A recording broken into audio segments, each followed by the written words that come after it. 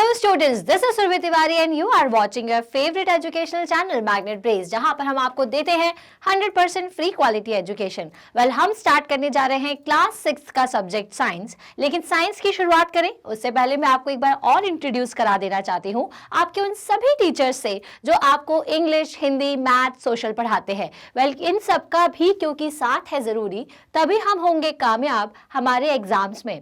इसी अच्छी बात से चलिए शुरुआत कर देते हैं हम हमारे नेक्स्ट टॉपिक की। और ये नेक्स्ट टॉपिक क्या होने वाला है? वेल, ये है chapter number 3, that is fibre to fabric का एनसीईआरटी सॉल्यूशन। हमने इसके सारे टॉपिक्स पढ़ लिए हैं, हमने सब कुछ समझ लिया है कि भाई फाइबर टू फैब्रिक में हमें इस चैप्टर में क्या क्या पढ़ना था। तो हमें पढ़ना था कॉटन के बारे में, जूट के बारे में, कि कॉटन एक्चुअल में हमें कहाँ से मिलता है। तो हमने ये देखा कि कॉटन बेसिकली कॉटन प्लांट के फ्लावर से मिलता है और जूट प्लांट के स्टेम से मिलता है।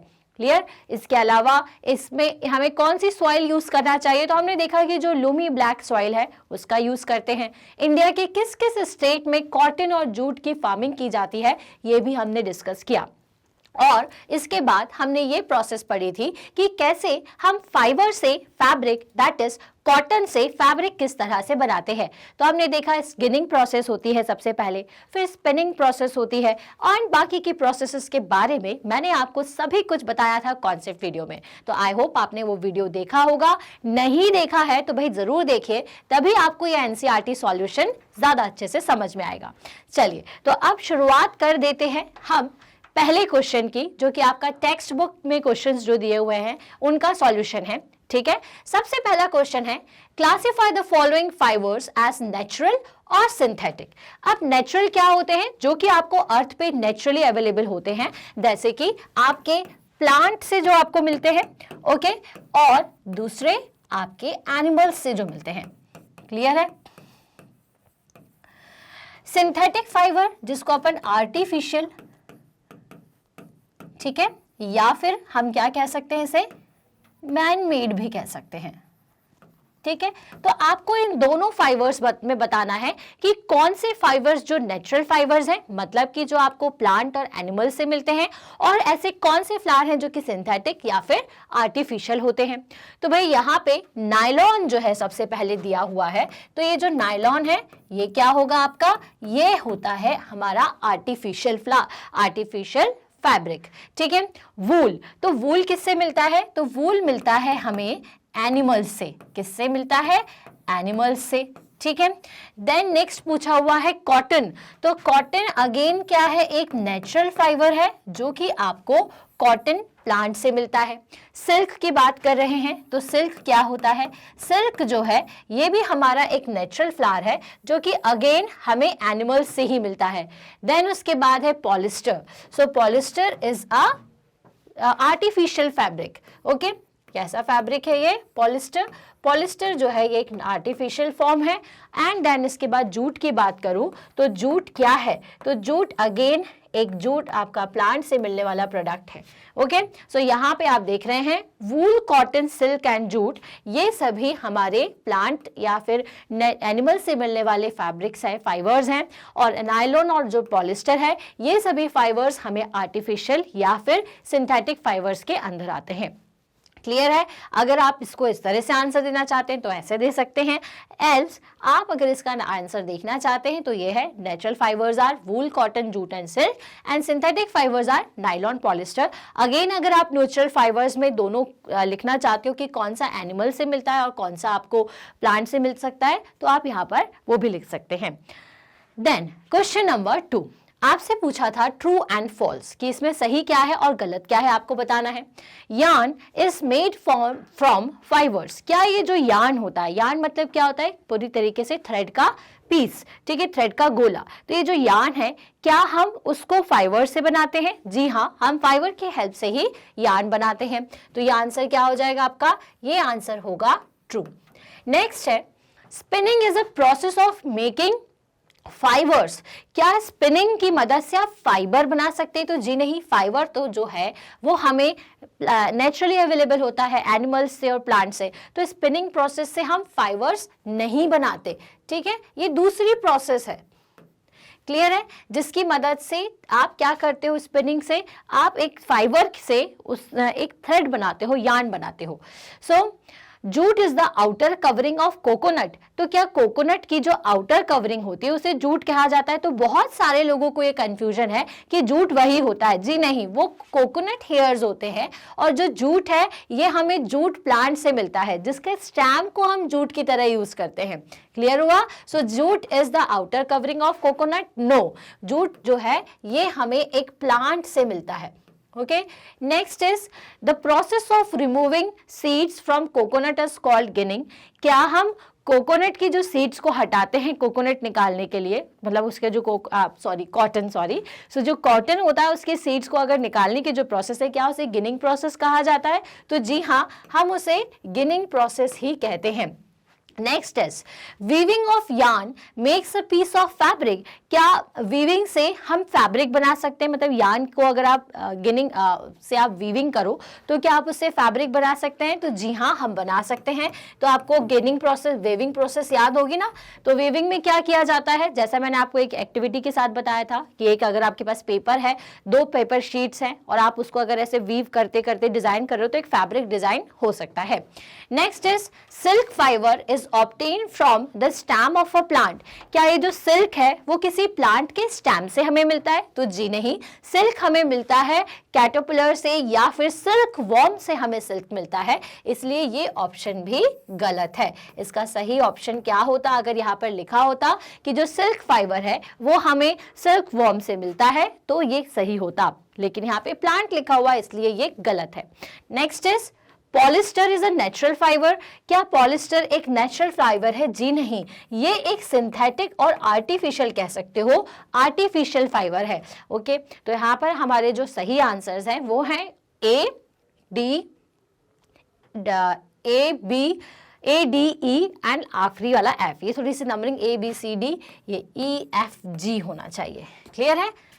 नेक्स्ट, अगर आप इसका आंसर ऐसा देखना चाहते हैं तो ये कुछ इस तरह से है, true false, false true, true and false. ठीक है, चलिए नेक्स्ट क्वेश्चन, क्वेश्चन नंबर 3। तो फिल इन द ब्लैंक से plant fibres are obtain from, plant fibres किससे मिलते हैं? Are obtain from dash and dash, and animals fibres are dash and dash. अब ये जो प्लांट फाइबर्स हैं ये हमें कहाँ से मिलते हैं? तो प्लांट फाइबर जो है वो आपको उसके फ्लावर से और उसके स्टेम से मिल सकता है।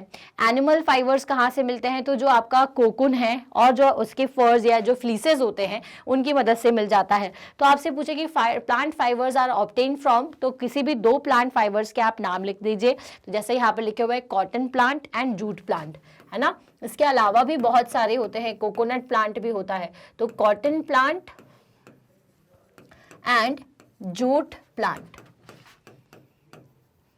क्लियर है? और एनिमल फाइबर्स किससे मिल जाते हैं? तो एनिमल फाइबर्स में आप लिख सकते हैं वूल एंड सिल्क। क्लियर है? So plant fibres are obtain from cotton plant and jute plant, animal fibres are wool and silk. इसके अलावा भी बहुत सारे एग्जांपल्स हैं, लेकिन अभी 2 हम इतने याद रख सकते हैं। क्लियर?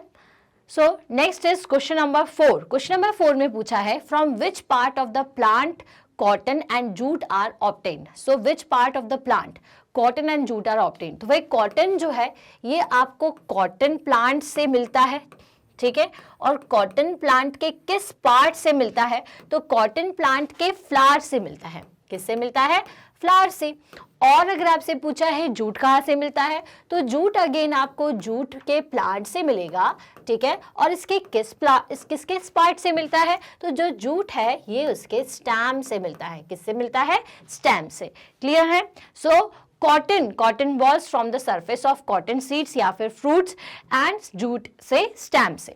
सो कॉटन बॉल्स जो कि आपके फ्लावर से निकलती हैं, ठीक है, जिसको आप कॉटन बॉल्स ही कहते हो। फ्लावर आपका जो है नीचे की तरफ उसमें कॉटन बॉल्स होंगी, जो कि आप उसको फ्रूट भी कह सकते हो, from the surface of cotton seeds, and jute जो है वो स्टेम से मिलता है। Next, name 2 items that are made of the coconut fibre. अब कोकोनट फाइबर से कौन कौन से आइटम्स बनते हैं? तो भाई हम बहुत सारी चीजें बनाते हैं, जैसे कि रोप्स बनाते हैं, बैग्स बनाते हैं, तो ये सभी कोकोनट फाइबर से बनती हैं। सो रोप्स, मैट्स, बैग्स, बहुत सारे एग्जाम्पल हैं जिसमें आप 2 याद रख सकते हैं, रोप्स एंड मेट्स। ठीक है, तो मैट भी बनती है, किससे बनती है? कोकोनट फाइबर से। नेक्स्ट है, explain the process of making yarn from fibre. अब यार्न की प्रोसेस आपको बतानी है, बार बार यार्न की प्रोसेस बतानी है, फाइबर से आप कैसे बनाते हो। तो हम बेसिकली क्या करते हैं, सबसे पहले तो प्लांट फाइबर ले लेते हैं। जैसे मान लीजिए कि हमने ले लिया कॉटन को, कॉटन को आप ले लेंगे, उसके कॉटन फ्लावर के सीड से आप उसके सीड्स को हटाएंगे, कॉटन को लेकर आए।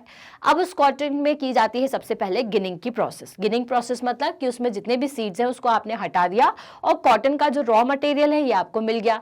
अब हम 2 मेथड से यार्न बना सकते हैं, या तो हम स्पिंडल का यूज करें या फिर हम चरखे का यूज करें। तो इस प्रोसेस को स्पिनिंग प्रोसेस कहेंगे। ठीक है, so yarn are made up of the thin strands called the fibres. अब यार्न क्या होते हैं? छोटे छोटे से strands, thin strands of fibre.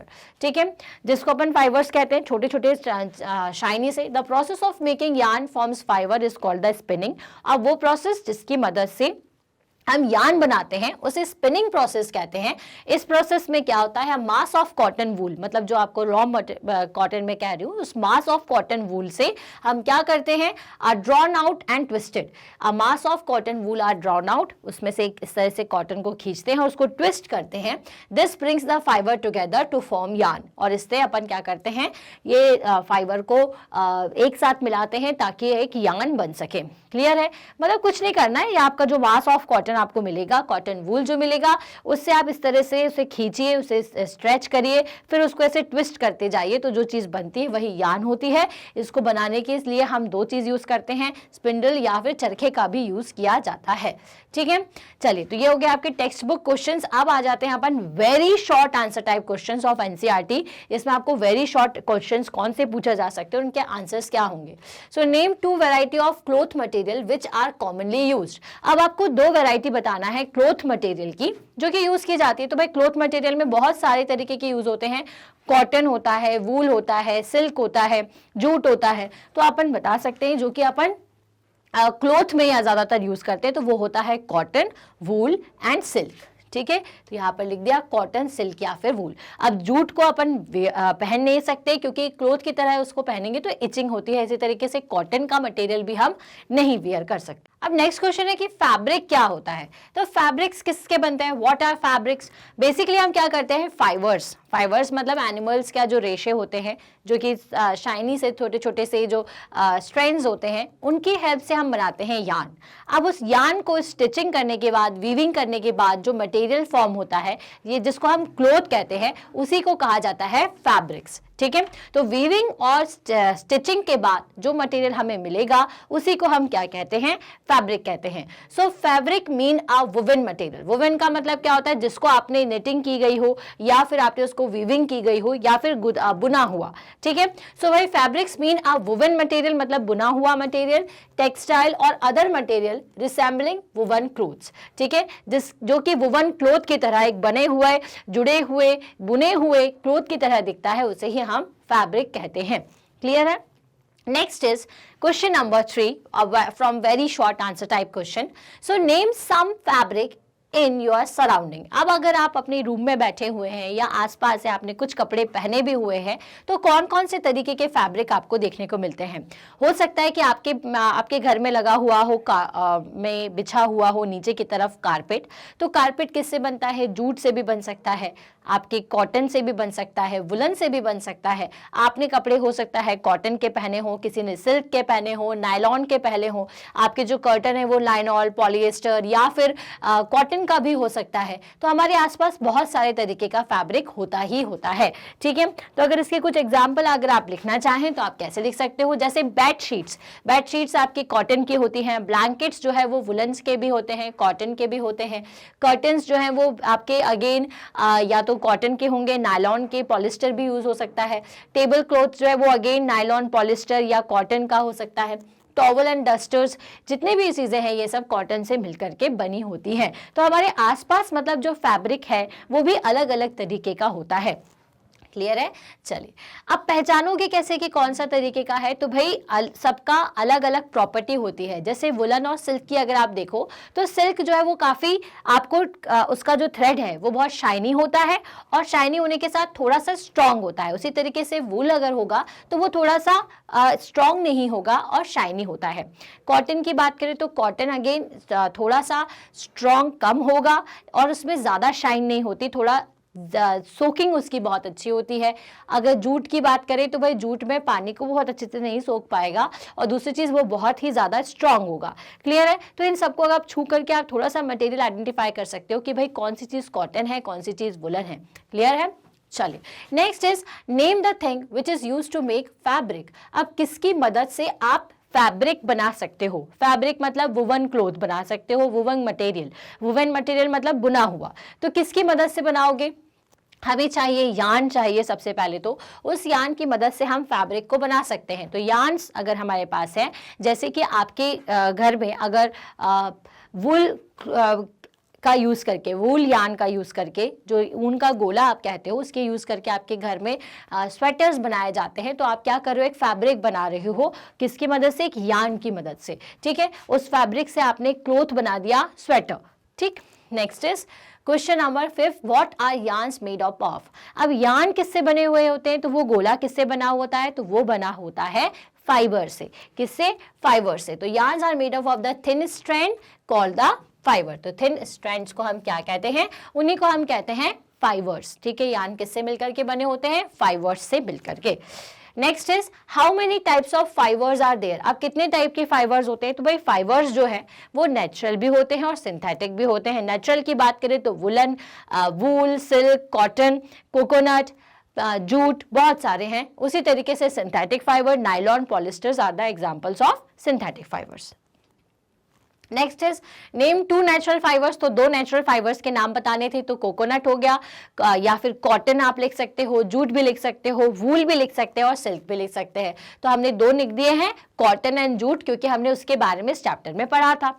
Next is question number 8, name 2 synthetic fibres. तो 2 नाम याद रखिए, नायलॉन भी होता है, पॉलिस्टर भी होता है, रियॉन भी होता है। सो आपको पॉलिस्टर और नायलॉन अगर याद है, रियॉन याद नहीं आ रहा है, तो आप ये दोनों नाम लिख सकते हैं। रियॉन याद है तो वो भी लिख सकते हैं। तो बहुत सारे हैं, लेकिन उसमें से क्योंकि 2 पूछे हैं इसलिए हमने नाम दे दिया पॉलिस्टर एंड नायलॉन। उसी तरीके से अब आगे बढ़ जाएंगे फटाफट से क्वेश्चन नंबर 9 की तरफ। तो आपसे पूछा है what material you use for making the wicks for oil lamps. तो आप किस तरीके का मटेरियल आप यूज करोगे ऑयल लैम्प्स के लिए, तो कोकोनट वूल का हम यूज करते हैं। क्लियर है। Next question is where does the cotton wool come from. अब ये कॉटन का जो वूल है ये एक्चुअल में हमें कहां से मिलता है, तो कॉटन वूल जो है ये हमें मिलता है कॉटन प्लांट के फ्लावर से। उसके जो फ्रूट होता है उसमें सीड्स को आपको हटाना पड़ेगा और आपको उससे कॉटन वूल मिल जाएगा। तो वन शॉर्ट आंसर क्या दोगे, cotton wools comes from the cotton ball. कहां से मिलता है ये, कॉटन बॉल्स की हेल्प से। ठीक है, तो cotton wool comes from cotton balls. Next is what are fruits of cotton plants called. अब कॉटन प्लांट के फ्रूट को आप क्या कहते हो, तो आप कहते हो कॉटन बॉल्स। ठीक है, सो कॉटन बॉल्स आप लिख दीजिए। Next is What type of soil is used to grow cotton plants। अब हमने बताया था आपको कि जो ब्लैक लोमी सॉइल होती है वो यूज की जाती है कॉटन प्लांट के लिए। ठीक है, सो ब्लैक सॉइल, या अगर लोमी सॉइल भी लिखा हुआ है ब्लैक लूमी सॉइल, तो वो भी आंसर करेक्ट है। ठीक है, तो काली मिट्टी का याद रखिए, ब्लैक सॉइल यूज की जाती है कॉटन प्लांट के ग्रो के लिए।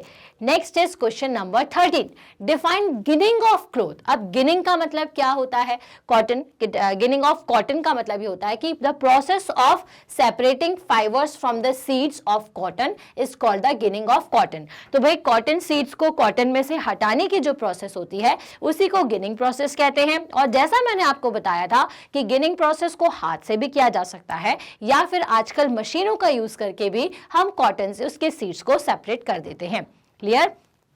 तो यहाँ पे क्वेश्चन नंबर 14 पे हम पहुंच जाते हैं कि जूट क्या है, व्हाट इज जूट। तो jute is the fibre which is obtain from the jute plant. Plant से मिलता है, ठीक है। So jute is a fibre obtain from the stem of a jute plant. अब ये स्टेम वर्ड लिखना भी जरूरी है क्योंकि लोग बहुत कंफ्यूज होते हैं जूट प्लांट में। लोग ये समझते हैं कि ये कोकोनट फ्रूट का जो आउटर सरफेस है, कोकोनट का जो आउटर सरफेस होती है वो होती है, तो ऐसा नहीं है। जूट एक डिफरेंट चीज है, कोकोनट एक डिफरेंट चीज है। जूट हमें मिलता है स्टेम ऑफ जूट प्लांट से, क्लियर है। Next is name the states where jute plants are mainly grown in India. अब जूट प्लांट कहाँ ग्रो करता है, तो मैंने आपको बताया हुआ है कि भाई वेस्ट बंगाल, बिहार, असम, ये जो आपका इस साइड में मैप है जहाँ पे बिहार है, असम है, वेस्ट बंगाल है, वहाँ जूट प्लांट होते हैं। और अगर अपन 3 जोन्स की बात करें, सेंट्रल जोन, नॉर्थ जोन और साउथ जोन, जिसमें से गुजरात, राजस्थान और आपका कुछ हिमाचल का जो एरियाज हैं वहां पर आपको कॉटन प्लांट्स मिलेंगे। इसी तरीके से एमपी में, महाराष्ट्र में आपको कॉटन प्लांट मिलेगा। साथ ही साथ आपको साउथ में, तमिलनाडु के आसपास क्या मिल सकता है, कॉटन प्लांट, क्लियर है। So what is spinning. अब स्पिनिंग क्या होती है, तो वो प्रोसेस जिसमें हम यार्न बनाते हैं, the process of making yarns from the fibre is called the spinning. तो फाइबर की हेल्प से, जैसे कॉटन का आपको मैंने मटेरियल दिया हुआ है, कॉटन वूल दिया हुआ है, उस कॉटन से जब आप उसे स्पिनिंग करके, उसे ट्विस्ट करके जो चीज बनाते हो उसी को हम यार्न कहते हैं। तो the process of yarn from the cotton वूल या फिर the process of making yarns from the fibre is called the spinning, ठीक है। Next is name the 2 hand operated device used for spinning. अब 2 हैंड ऑपरेटेड डिवाइस जो कि हाथों से आप बनाते हो, मतलब कि ऐसी कौन सी चीज है जो कि आप हाथ से मतलब स्पिनिंग करने की जो चीजें होती है उनको क्या कहते हो, तो आपको बता देना है टकली, जिसे स्पिंडल भी कहते हैं, और charkha. Takli and charkha are the 2 devices which are used for the spinning process, या फिर टकली को स्पिंडल भी कहते हैं। इन दोनों की मदद से, इन दोनों की हेल्प से हम क्या कर सकते हैं, फाइबर से थ्रेड्स बना सकते हैं या यार्न बना सकते हैं। How are fabrics prepared. अब फैब्रिक को प्रिपेयर कैसे किया जाता है, तो भाई फैब्रिक को बनाने की जो प्रोसेस है ये है कि हम वुवन प्रोसेस से, वीविंग और निटिंग की प्रोसेस से क्या कर सकते हैं, फैब्रिक बना सकते हैं by the help of yarn. So fabrics are prepared from the yarns by weaving और निटिंग। निटिंग या वीविंग करके हम यार्न्स की हेल्प से फैब्रिक बनाते हैं। तो ये लाइन याद रखिएगा, fabrics are prepared from the yarn by weaving and weaving and knitting. Next is question number 19.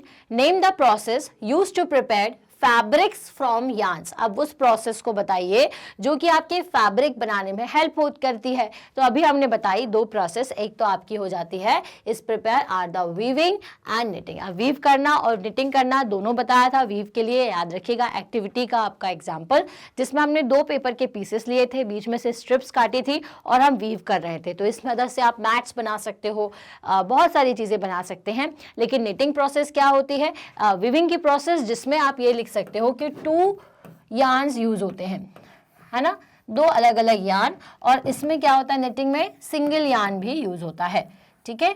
तो ये दोनों प्रोसेस एक दूसरे से इस तरह से डिफरेंट है ना, weaving process and knitting process. Next question is what is weaving. अब वीविंग क्या होती है, अब देखिए अभी क्वेश्चन पूछ लिया गया। तो weaving is the process in which we use 2 और more yarns to make a fabric. Fabric बनाते हैं। The process of arranging 2 sets of yarn together. तो 2 यार्न्स को आपस में अरेंज करना की जो प्रोसेस होती है जिससे आप एक फैब्रिक बना पाते हैं, उसे आप वीविंग प्रोसेस कहते हो। सो the process of arranging 2 sets of yarn, 2 sets of yarn को जब आप अरेंज करोगे, उस प्रोसेस को जिससे हमारे एक नया फैब्रिक बन जाता है, उसे आप वीविंग प्रोसेस कहते हो, ठीक है। क्या याद रखना है इसके लिए आपको, the process of arranging 2 sets of yarn, जिसमें आप 2 सेट्स ऑफ यार्न यूज करते हो। एक सिंगल यार्न से यूज करो, एक सिंगल यार्न का अगर यूज करते हो तो उस प्रोसेस को निटिंग कहते हैं। निटिंग का एग्जांपल कैसे याद रखोगे, आपकी दादी या नानी आपके लिए जो ऊन से स्वेटर बनाते हैं वो निटिंग होती है। वीविंग का मतलब क्या होता है, 2 यार्न्स लेना और उनकी हेल्प से fabric banana. Next is what is knitting. तो अभी हमने देखा कि निटिंग प्रोसेस क्या होती है, the process in which a single yarn, क्या याद रखना है, single yarn is used to make a piece of fabric is called the knitting। अब वो प्रोसेस जिसमें हम एक ही यार्न का यूज करते हैं और उसकी मदद से फैब्रिक बनाते हैं उसे हम निटिंग प्रोसेस कहते हैं। तो भाई ये सॉल्यूशन समझ में आ रहा है कि नहीं आ रहा है?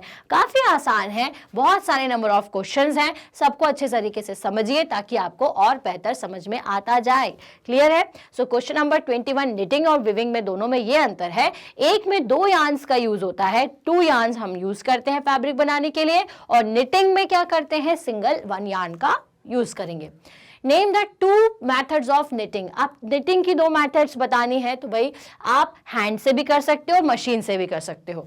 मेथड्स ऑफ निटिंग, निटिंग करने की मेथड्स पूछ रहे हैं ना। निटिंग की मेथड्स क्या होगी, या तो आप हाथ से करोगे, जैसे कि आपके घर में स्वेटर बनाते हैं मम्मी या दादी नानी जो स्वेटर्स बनाती हैं, वो निटिंग प्रोसेस होती है। और मशीन से बनने वाली मतलब जो आप मार्केट से परचेस करके आते हो, वुलन क्लोथ या जो भी खरीद के लाते हो, वो मशीन से बना हुआ होता है। दोनों में अंतर क्या होता है, एक आपको थोड़ा देखने में सॉफ्ट दिखेगा, थोड़ा सा लूज दिखता है, लेकिन अगर मशीन से बना हुआ है तो वो एकदम आपको क्लीन और टाइट दिखेगा। ठीक है, तो 2 तरीके से हम निटिंग कर सकते हैं, या तो बाय हैंड्स या फिर by machines. So next is very short answer type का question 23, where were the cotton and flax plants cultivated in ancient Egypt. अब कॉटन और जो फ्लैक्स प्लांट है वो एंशिएंट इजिप्ट में कहाँ पर बनते हैं, कहाँ पर प्रोड्यूस होते थे? तो भाई जो कॉटन प्लांट है वो गंगा रिवर के नियर रहने वाले लोगों को मिलता था, और जो इजिप्ट में फ्लैक्स प्लांट है वो नील पे। तो बेसिकली इजिप्ट की अगर बात करें तो जो कॉटन और जो फ्लैक्स प्लांट है उन्हें नील रिवर के नियर मिलता था। So the cotton and flax plant were cultivated near river Nile in ancient Egypt. तो एंशिएंट इजिप्ट में नील रिवर के अराउंड उन्हें 2 तरीके के प्लांट्स मिलते थे, कॉटन और फ्लैक्स प्लांट, जिसकी मदद से उनको ये समझ में आया कि पहनने के लिए जो कुछ फाइबर्स है वो हमें इन प्लांट से भी मिल सकते हैं, और उनकी मदद से हम फैब्रिक बनाते हैं, और उस फैब्रिक को वो किसी भी शेप में पहनना शुरू कर दिए थे। क्लियर है? ये हमने हिस्ट्री या फिर ये जो आपका हिस्ट्री ऑफ क्लोथिंग में हमने ये टॉपिक कवर किया हुआ है, जिसने नहीं पढ़ा है वो वहां से समझ सकता है। Next question is question number 24, which is again a very short answer type questions.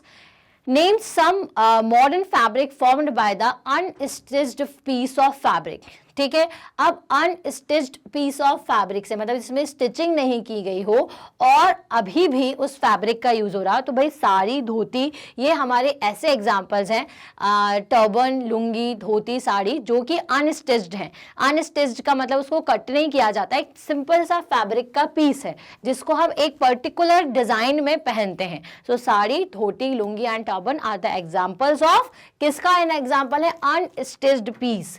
ठीक है, याद रखिएगा, अनस्टिच्ड।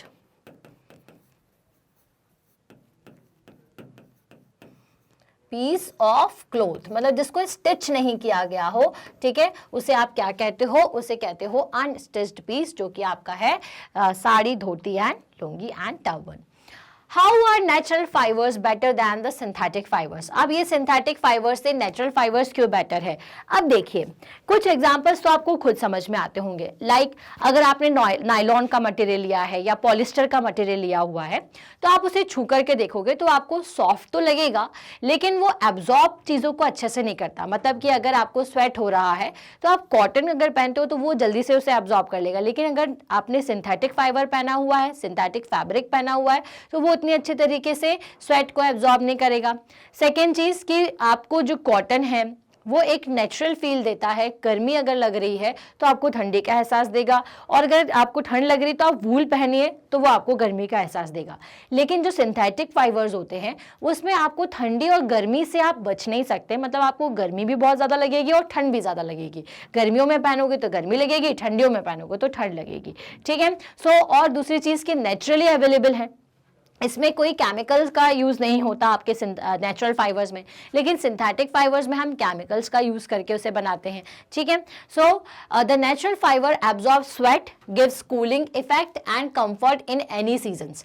ठीक है, नेचुरल फाइबर क्या करते हैं, आपको बहुत ही ज़्यादा कूलिंग देते हैं, हर सीजन के अकॉर्डिंग नेचुरल फाइबर बना होता है, स्वेट को एब्जॉर्ब करता है और हमें किसी भी सीजन में कंफर्ट दे सकता है। लेकिन आपका जो सिंथेटिक फाइबर्स है उसमें ये सारी प्रॉपर्टीज या ये सारी क्वालिटीज नहीं होती। क्लियर हुआ? चलिए, तो ये हो गया क्वेश्चन नंबर 25। आगे आते हैं क्वेश्चन 26 पर, very short answer type. Are all fibres produced by plants? क्या सारे के सारे फाइबर्स जो है वो प्लांट से ही मिलते हैं? जी नहीं, कुछ फाइबर्स जो है वो हमें एनिमल्स से भी मिलते हैं, जैसे वूल हो गया या फिर आपका सिल्क हो गया, और कुछ फाइबर्स हम सिंथेटिक फाइबर्स भी यूज करते हैं। सो next is cotton on burning gives paper burning smell. Cotton is obtain from plant, is paper also obtain from plants? Well, जब आप कॉटन को जलाते हो, ठीक है, बर्न करते हो, तो आपको पेपर के जलने की तरह स्मेल आती है। तो क्या पेपर भी प्लांट से बनता है? तो जी हाँ, हम प्लांट का यूज पेपर बनाने में भी करते हैं, इसलिए कहा जाता है सेव पेपर सेव ट्री। सुना होगा ना ये कि आप भाई पेपर्स का ज्यादा यूज नहीं करो, क्योंकि ट्रीज कटते हैं, ट्रीज की हेल्प से ही पेपर्स बनते हैं। चलिए, तो यहां पर हमने वेरी शॉर्ट आंसर टाइप्स को कंप्लीट किया है। अब हम उन सारे क्वेश्चंस को देख लेंगे जो कि आपके इस चैप्टर 3 में in a form of short answer पूछे जा सकते हैं। तो शॉर्ट आंसर के लिए क्या करेंगे, तो पहला क्वेश्चन देखते हैं। What do you observe when you are visiting a nearby tailoring shop? जब आप किसी टेलर की शॉप पर जाते हो तो आप क्या ऑब्जर्व करते हो? आपको क्या क्या चीजें दिखती हैं? आप ये देखते हो कि उस टेलर की शॉप पे डिफरेंट टाइप ऑफ फैब्रिक रखा हुआ है, अलग अलग टाइप का फैब्रिक। कुछ कॉटन के फैब्रिक्स हमें दिखते हैं, कुछ वूल का फैब्रिक दिखता है, सिल्क दिखता है, कुछ कटिंग्स दिखती हैं। वहां हम ये देखते हैं कि भाई फैब्रिक तो रखा ही हुआ है, उसमें निटिंग की प्रोसेस हो रही है, वहां पर स्टिचिंग की प्रोसेस हो रही है ना? तो सारी प्रोसेस भी देखने को मिल जाती है और डिफरेंट टाइप ऑफ मटेरियल भी हमें देखने को मिलता है। Okay, so in a tailoring shop we observe that there are many cuttings of fabrics left over after the stitching. Stitching के बाद बहुत सारा फैब्रिक का लेफ्ट ओवर भी बचता है, मतलब कि बचा हुआ जो फैब्रिक होता है वो भी हमें वहां मिलता है। We see that some cuttings are of cotton, some are of silk or wool and some are of the synthetic fibers। हम ये देखते हैं कि कुछ जो कटिंग्स है वो कॉटन की होती है, कुछ कटिंग सिल्क की होती है, और कुछ जो है आपको सिंथेटिक फाइबर्स की कटिंग मिलती है। ठीक है, तो भाई आप जब टेलर की शॉप में जाओ तो आपको एक तो वैरायटी ऑफ मटेरियल दिखेगा, वैरायटी ऑफ स्टिचिंग दिखेगी, और साथ ही साथ आपको जो इंपॉर्टेंट चीज दिखेगी वो क्या दिखेंगी, वो दिखेंगे आपको बचे हुए पीसेस जो कि क्लॉथ पीसेस होते हैं। ठीक है, चलिए next question short answer type का है कि list the steps involve in the preparation of fabric. अब फैब्रिक के लिए क्या होता है, तो हम स्टार्ट करेंगे फैब्रिक को बिल्कुल उसके इनिशियल पार्ट से, मतलब कि जहां से हमें ये फैब्रिक मिलता है। फैब्रिक किससे बनता है? फाइबर से मिलता है, यार्न से बनता है। तो अपन सबकी प्रोसेस पढ़ते हैं, ठीक है। So list the steps involve in preparation of fabric. तो फैब्रिक बनाने के प्रोसेस को आपको बताना है। अब फैब्रिक बनाना है तो आपको क्या करना पड़ेगा, सबसे पहले तो आपको फाइबर आइडेंटिफाई करना है। तो obtaining fibre is our first step. ठीक है, तो फाइबर कहां से लेंगे, या तो हम एनिमल से लेते हैं या फिर प्लांट से लेते हैं। ओके, अब उस फाइबर के आ जाने के बाद हम करते हैं उसकी स्पिनिंग प्रोसेस। स्पिनिंग प्रोसेस का मतलब, फॉर एग्जांपल हमने कॉटन प्लांट लिया, कॉटन प्लांट हमने ग्रो करवाया एग्रीकल्चर लैंड में, वहां से हमें मिल गई कॉटन का fruit, that is cotton ball. उस कॉटन बॉल्स में से अब हम पहली स्टेप करेंगे स्पिनिंग। स्पिनिंग प्रोसेस में गिनिंग प्रोसेस में आप उसके सीड्स को हटाओगे और स्पिनिंग प्रोसेस की मदद से आपने बना दिया यार्न। अब उस यार्न की प्रोसेस में की जाती है निटिंग या फिर वीविंग की प्रोसेस, जिसकी मदद से हम फैब्रिक बना लेते हैं। क्लियर है? तो फिर अगर स्टेप्स लिखना है तो सबसे पहले ऑब्टेनिंग फाइबर, ये फाइबर हमें प्लांट या एनिमल किसी से भी मिल सकता है। Preparation of yarn from fibres by spinning, spinning की मेथड से हम यार्न बना लेंगे। Then when two sets of yarn are involved, yarn are woven on looms to make a fabric. अब जब आपके यार्न बन जाते हैं तो दो सेट ऑफ यार्न को लेकर के हम लूम की मदद से, लूम एक हैंड ऑपरेटेड डिवाइस होता है, उसकी मदद से हम फैब्रिक बना सकते हैं। और अगर सिंगल यार्न है तो उसकी मदद से हम निटिंग की प्रोसेस से फैब्रिक बना सकते हैं। तो दो सेट्स ऑफ यार्न अगर लेना है तो उसमें हम वुवन की प्रोसेस करेंगे जिसमें लूम्स का यूज किया जाता है, और अगर सिंगल यार्न है तो उसकी मदद से आप फैब्रिक बनाओगे और उसमें आपको निटिंग प्रोसेस करनी होगी। जिसके लिए एग्जांपल याद करिए, आपके स्वेटर्स अगर आपके घर में बनते हैं तो उसमें निटिंग प्रोसेस ही होती है। ठीक है, ये भी दो तरीके से हो सकती है, मशीन से और हैंड से। तो ये क्वेश्चन का आंसर हमें मिल गया है कि फैब्रिक बनाने में कौन कौन सी स्टेप्स हमें लिखनी है। तो भाई स्टार्टिंग से फैब्रिक बनने तक की जो भी स्टेप्स है आपको याद, वो सारी आप स्टेप्स लिख सकते हैं।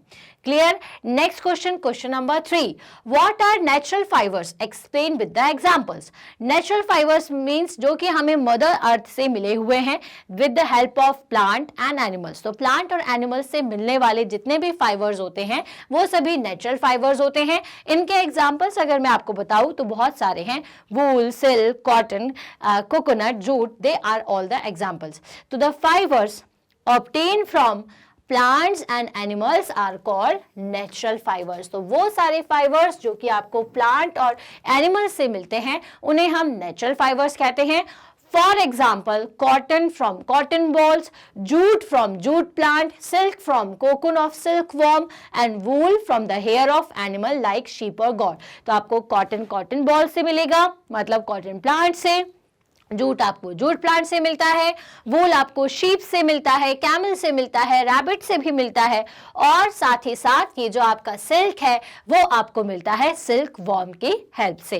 क्लियर हुआ कि आपको ये फाइबर्स कहाँ कहाँ से मिलते हैं। ठीक है, next is question number 4। So what are synthetic fibres. Synthetic fibres क्या होते हैं? तो वो सारे फाइबर्स जो कि नेचुरली अवेलेबल नहीं हो, जिसमें केमिकल का यूज होता है, आर्टिफिशियली जो बनते हैं, उन्हें हम सिंथेटिक फाइबर्स कहते हैं। And the fibres which are made from the chemical substance और which are not obtain from the plant and animal sources are called synthetic fibres. तो सिंथेटिक फाइबर्स के लिए आपको क्या याद रखना है? वो सारे फाइबर्स जो कि केमिकल सब्सटेंस से बनते हैं। किससे बनते हैं? केमिकल सब्सटेंस से। और जो आपको प्लांट एनिमल से ना मिले उसे आप सिंथेटिक फाइबर कहोगे। एंड इसके एग्जांपल्स क्या हैं? Polyester, nylon, rayon, acrylic, they are all the examples of the synthetic fibres. I hope आपको ये बात क्लियर हो गई होगी। ठीक है, सो शॉर्ट आंसर टाइप का क्वेश्चन 4 करते हैं यहीं पर खत्म, आगे बढ़ेंगे नेक्स्ट क्वेश्चन की तरफ। Explain how jute is obtained from the jute plant. इस जूट प्लांट से जूट हमें कैसे मिलता है? तो बेसिकली क्या किया जाता है, जूट प्लांट का जब ग्रो कर जाता है और जब उसमें उसकी फ्लावरिंग स्टेज होती है, मतलब जब उसमें फ्लावर आना शुरू होते हैं, तो हम उसे कट कर लेते हैं। इन्हें कट कर लेने के बाद इन्हें स्टोर किया जाता है वाटर टैंक में। वाटर टैंक में जब ये स्टोर रहते हैं तो उससे इसकी रूट्स को अलग करके इन स्टेम्स को सुखा करके इससे हमें मिल जाता है जूट फाइबर। क्लियर है? सो इसके स्टेप्स कैसे लिखेंगे? The jute plant is normally harvested at flowering stage. सबसे पहले क्या याद रखना पड़ेगा कि जूट प्लांट को हार्वेस्ट किया जाता है उसकी फ्लावरिंग स्टेज में। ये लाइन इंपॉर्टेंट है ना? ये याद रखना जरूरी है कि जब वो फ्लावरिंग स्टेज में हो तो उसे हार्वेस्ट मतलब उसे कट कर दिया जाता है। The stems of harvested plant are bundled and immersed in water for 10 to 15 days. अब इसके बाद जितने भी स्टेम्स आप निकालते हो उन सबका बंडल बना लिया जाता है, मतलब एक तरीके सबको इकट्ठा करके, सबको एक साथ कंबाइन करके रख करके उसे हम पानी के अंदर इमर्स्ड करते हैं, मतलब पानी के अंदर 10 to 15 डेज के लिए रख देते हैं। देन उसके बाद the stems rot the process is called the retting and fibres are separated by hand. ठीक है, अब इसके बाद इनके जो रूट है, ठीक है, इनका जो रूट है ये बेसिकली, ठीक है, तो इनके जो रूट्स होते हैं उन्हें सेपरेट कर लिया जाता है, जिसको अपन रूटिंग की प्रोसेस कहते हैं, रेटिंग प्रोसेस कहते हैं। And fibres are separated by hand. These fibres are converted into yarns to make fabric. और इन्हीं फाइबर्स को कॉम करके फिर उसे यार्न में कन्वर्ट किया जाता है ताकि अपन फैब्रिक बना सके। ठीक है, तो जूट प्लांट के बारे में ये सारे जरूरी पॉइंट्स आपको बहुत अच्छे से याद रखना है, इस आंसर्स को याद रखेंगे। Next is what are looms. अब लूम क्या होता है? ठीक है, सो लूम एक हैंड ऑपरेटेड डिवाइस है, ठीक है, जिसकी मदद से आप यार्न से फैब्रिक बना सकते हो। ठीक है, जिसमें 2 यार्न इंक्लूड हो, उन यार्न्स को आप लूम की मदद से इस तरह से वीव कर सकते हो। ठीक है, so the device on which weaving of fabric take place. क्या होता है? वीविंग। वीविंग का याद रखिएगा एग्जाम्पल कि जिसमें हमने एक पेपर लिया, उसको बीच में से कट किया, एक पेपर की स्ट्रिप्स ली और उस पेपर के अंदर उस पेपर की स्ट्रिप्स को अगर आप लगाते हो इस तरह से वेव करते हुए, तो वो वीविंग की प्रोसेस है जिससे एक फैब्रिक बन जाता है. So the device on which weaving of fabric take place are called the looms. The looms are either hand operated और पावर ऑपरेटेड. और ये जो लूम्स है वो या तो हैंड ऑपरेटेड होते हैं या फिर पावर ऑपरेटेड, मतलब या तो मशीन से चलता है या फिर हाथ से भी लूम्स जो है वो कर सकते हैं. ठीक है, तो यहाँ पे शॉर्ट आंसर का क्वेश्चन नंबर 6 हमने कंप्लीट कर लिया. एक और क्वेश्चन देखेंगे. Next question that is what happen when a yarn from a torn sock is pulled. ठीक है, अब अगर आप अपने सॉक से एक यार्न को पुल करोगे तो क्या होगा. When we pull a yarn from a torn sock, torn मतलब जो आपका खराब सा सॉक है, ठीक है, उसमें से अगर आप इसके एक थ्रेड को एक खींच लेते हैं, स्ट्रेच कर लेते हैं, so then a single yarn gets pulled out continuously as the fabric gets unravelled. Socks are made up of a knitted fabric from a single yarn. तो वेल बेसिकली क्या होगा कि जैसे ही आपका सॉक्स में से आप अगर यार्न को पुल करोगे तो धीरे धीरे पुल करते करते आपको एक पूरा का पूरा एक सिंगल यार्न देखने को मिलेगा, क्योंकि जो आपका सॉक्स है वो बेसिकली बनता है निटिंग प्रोसेस से. ठीक है, जिसमें हम एक सिंगल यार्न का यूज करते हैं फैब्रिक को बनाने के लिए. क्लियर है. चलिए, next is what were the material used by people in ancient time in place of clothes. अब जब एंशिएंट टाइम की बात करें, जब क्लोथ्स इंट्रोड्यूस नहीं हुए थे, फाइबर के बारे में लोग नहीं जानते थे, तो वो क्या पहनते थे. तो भाई ये बाग्स ऑफ लीव्स, बड़े बड़े लीव्स का पहनते थे, या फिर एनिमल्स के जो फर होते थे उन्हें डायरेक्टली जो डेड एनिमल्स के फर थे उनको वो यूज करते थे पहनने के लिए. क्लियर है. सो it appears that in those days people used to use the bark and big leaves of the trees. क्या यूज करते थे. bark and big leaves of trees. ठीक है, बड़ी बड़ी पत्तियों को पहनते थे. और animal skin and furs in place of the clothes. और animal की skin और fur मतलब जो खाते थे उसके बाद उन्होंने देखा कि यार इनकी skin या जो इनका fur है वो काफी छूने में स्मूथ है और गर्माहट भी दे रहा है, तो वो उन्होंने फिर उसको पहनना चालू कर दिया. तो बड़ी बड़ी पत्तियों को पहनते थे और एनिमल्स के जो फर थे उनको डायरेक्टली यूज करते थे. क्लियर है. Next, what happen when people began to settle in agriculture communities. Agriculture communities में जैसे ही वो सेटल होना शुरू हो गए, मतलब कि जब वो एग्रीकल्चर लैंड में आना शुरू हुए, तब वो क्या पहनना शुरू किए. तब उन्हें इंट्रोड्यूस हुआ कॉटन के बारे में और आपके फ्लैक्स प्लांट के बारे में. तब उन्हें पता चला कि इससे निकलने वाले फाइबर से अगर मैं इसे रोल करे तो एक यार्न बन सकता है. और उसकी मदद से उन्होंने क्या किया, एक बड़ा सा कपड़े का टुकड़ा बनाना शुरू कर दिया. और उस कपड़े के टुकड़े से वो क्लोथ नहीं बना पाते थे, तो डायरेक्टली उस कपड़े को ही वो लपेट लेते थे अपनी बॉडी के ऊपर. ठीक है. तो वेल जब वो एग्रीकल्चर लैंड में आए तो क्या हुआ. So when people begin to settle in agriculture communities, then they learn to weave twigs and grass into mats and basket. तो अब उन्हें बड़े बड़े जो ट्विग्स थे और जो ग्रास थे उनकी मदद से उन्होंने मैट्स और बास्केट बनाना सीखा. वाइन्स एंड एनिमल फ्लीसेस और hair were twisted together into the long strand and these strand were woven into fabric. और किस मटेरियल का यूज करते थे, तो वो यूज करते थे वाइन्स मतलब पेड़ों की जो लताएं होती हैं वो, एनिमल के फ्लीसेस मतलब एनिमल के जो फर होते थे या हेयर जो होते थे उनको वो ट्विस्ट करते थे और उससे एक लंबा सा आपका धागा या स्ट्रैंड बन जाता था और उसकी मदद से वो एक फैब्रिक बना करके अपनी बॉडी पर पहनना शुरू कर दिए. When we burn wool, burn है ये, ठीक है. So when we burn wool, why do we get the smell of hair burn? So आप जब वूल को जलाते हो तो या फिर जल जाता है तो क्यों ऐसा स्मेल आता है, तो कि हेयर जो है हमारे वो प्रोटीन से बने होते हैं. जो वूल है वो किसी एनिमल का हेयर है जो अगेन एक प्रोटीन है ना. तो इसी वजह से ये जो स्मेल है आपको कैसी आती है, हेयर की तरह आती है. तो wool is obtain from the fleece that is hair of sheep, goat, yak etcetera and this is the reason why burning of wool resemble the burning of hair. ठीक है. तो बेसिक इसका जो आंसर है ये प्रोटीन से मिलकर बने होते हैं हेयर्स, और ये जो वूल है वो भी आपका किसी एनिमल का हेयर है, that means it is a form of protein. तो इसलिए दोनों को जलाते हो आप तो आपको हेयर के जलने की स्मेल आती है. क्लियर है.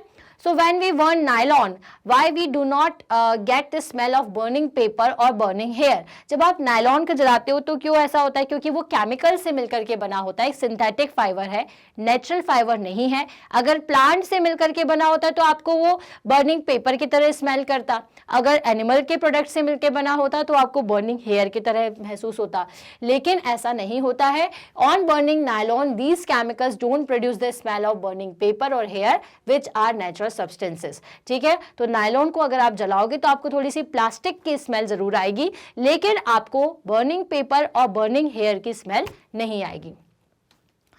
चलिए, तो यहां पे हमने खत्म किया शॉर्ट आंसर को। अब अपन बढ़ेंगे हमारे नेक्स्ट पढ़ाव की तरफ, नेक्स्ट पार्ट पर, जो कि है आपका long answer type questions of your chapter 3। So long answers में सबसे पहले है describe the process of formation of yarn from cotton wool. अब आपको लॉन्ग आंसर देना है कि कॉटन वूल से आप यार्न कैसे बनाते हो। ठीक है, तो सबसे पहले आपको बताना है the cotton wool is obtained from cotton plants. सबसे पहले आप क्या करोगे? कॉटन वूल को लेकर आओगे। कहां से लोगे? कॉटन प्लांट से। ठीक है, तो ये आपका सबसे पहले आपने क्या किया? कॉटन वूल लिया। कहां से? कॉटन प्लांट से।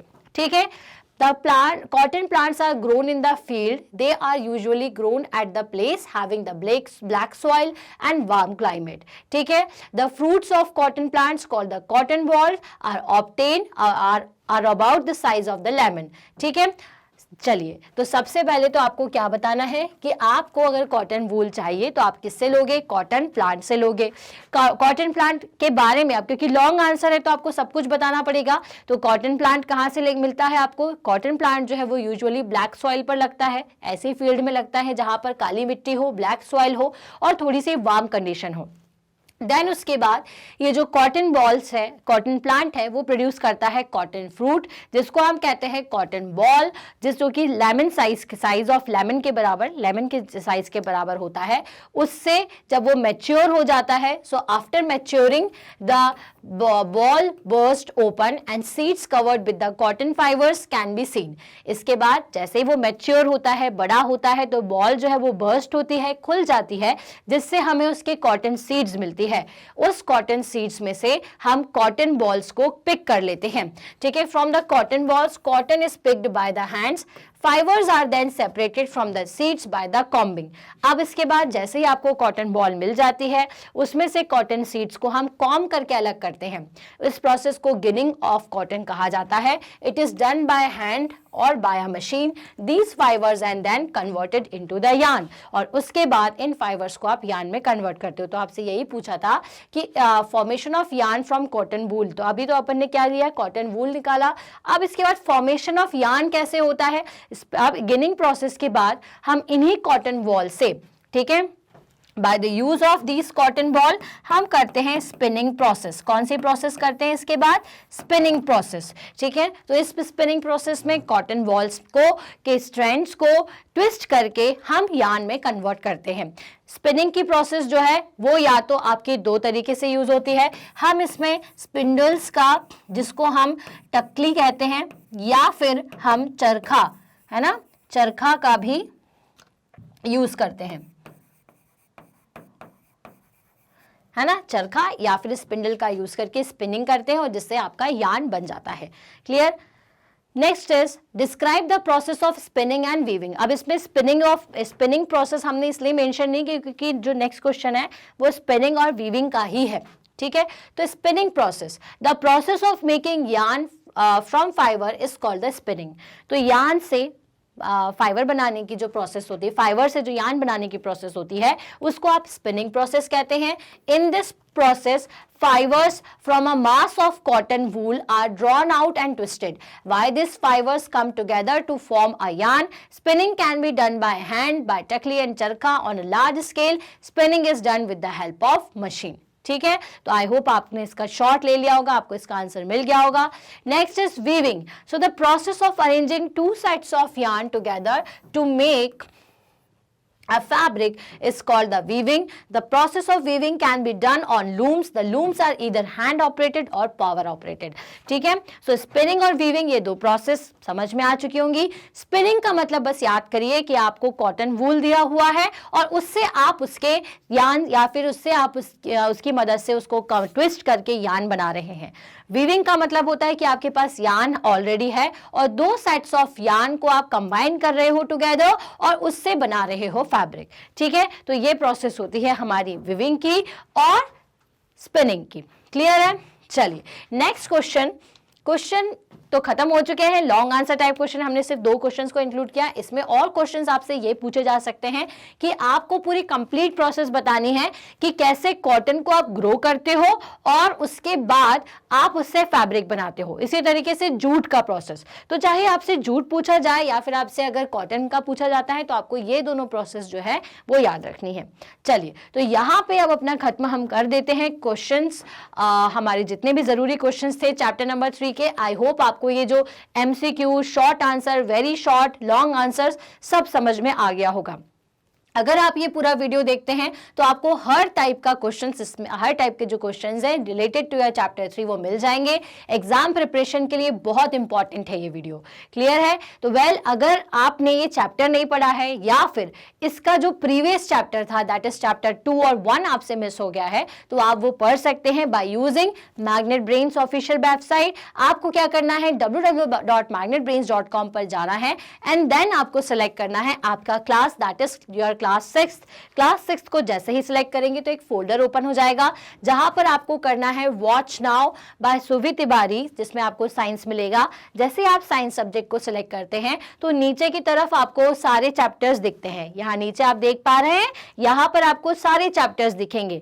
उन चैप्टर्स में हमने क्या क्या पढ़ाया है, कौन कौन सा टॉपिक पढ़ाया है, सब कुछ दिखेगा. मान लीजिए आपको चैप्टर 1 पढ़ना है कि फूड पहला टॉपिक पढ़ना है तो आप जैसे उस पर क्लिक करोगे तो फूड वैरायटी ओपन हो जाएगा. ये मतलब उसका वीडियो पूरा आपको दिखेगा.